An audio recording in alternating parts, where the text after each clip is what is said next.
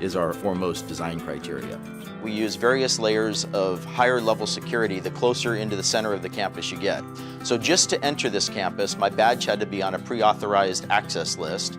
Then to come into the building, that was another level of security.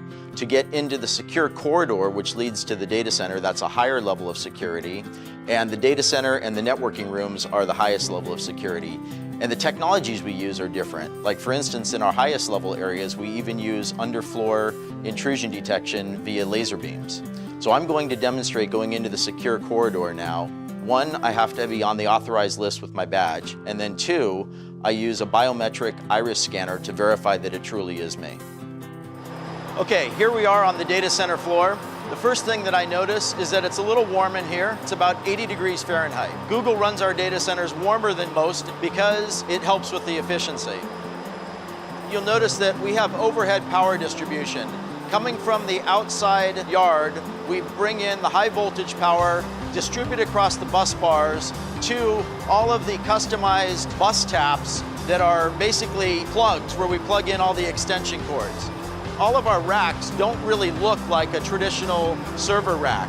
These are custom designed and built for Google so that we can optimize the servers for hyper efficiency and high performance computing. It's true that sometimes drives fail and we have to replace them to upgrade them because maybe they're just no longer efficient to run.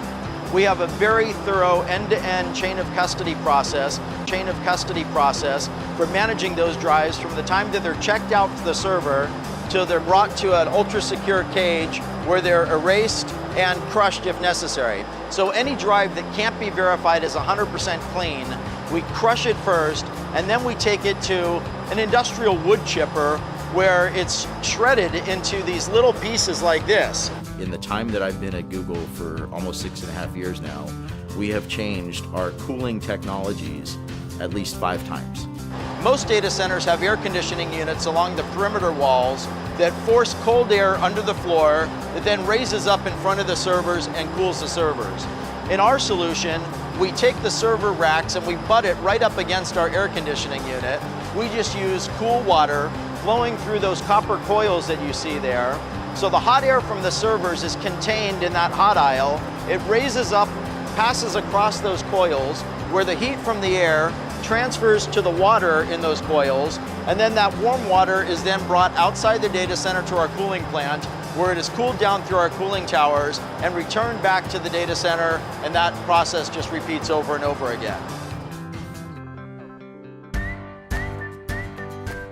To me, the thing that amazes me about Google and the data centers is the pace of innovation and always challenging the way we're doing things. So when people say that innovation in a certain area is done, that we've kind of reached the pinnacle of what can be achieved, I just laugh.